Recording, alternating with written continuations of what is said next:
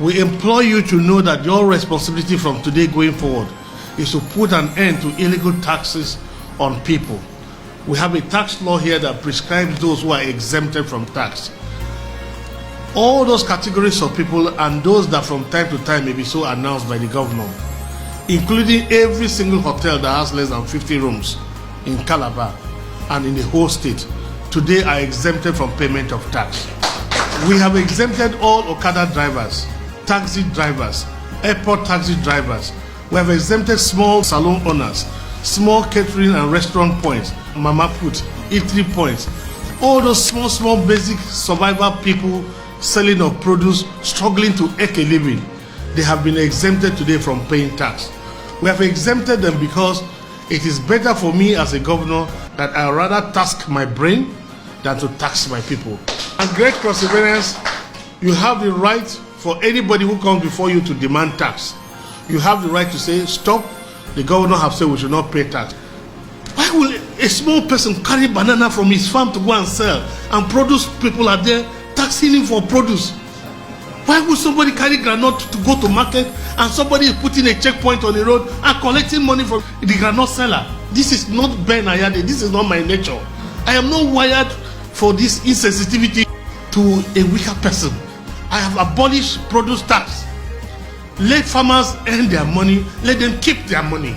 Because you didn't give them fertilizer, you did not irrigate the soil, you did not prepare the soil for them, you did not do the land clearing for them. Why do you want to tax them? Why do you put pressure on that your small brother or sister whose situation is much worse? Why will we expect that people who don't have scholarship for their children, who don't have good schools, they struggle to pay, struggle with the uniforms, struggle to have security in their small businesses, struggle to get water with their borehole, struggle with generator, and government is providing almost nothing to come back to such people and tax them? I think this is the greatest injustice. I never knew that 5 years into office as governor, I would still find somebody who could live in a thatch house in Cross River. I almost cried because I knew how prepared I was, but it didn't end the way I had dreamt for the state. And I just think that somewhere God will just help me, because I really wish I could really help. I really wish I could help. It's very painful, truly. I can't put 5 years and I've not been able to do the change I wished. I know of some small people whose businesses are closed because even after signing into law that they should stop collecting tax, I still find people giving political appointment for a completely different thing.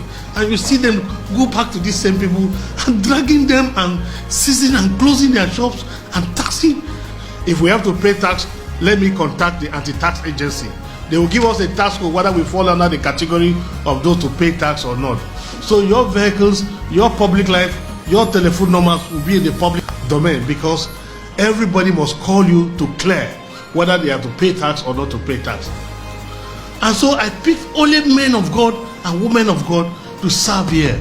I charge you that by the time you are done, let your agency be a world-class example for other states and countries to emulate. If God sees into my heart, let him take every single wealth I have. If he can make every single Cross Riverian rich, if he can take every single Cross Riverian out of poverty, let Ben Ayade and the Ayades, let us be poor for Cross Riverians to be comfortable.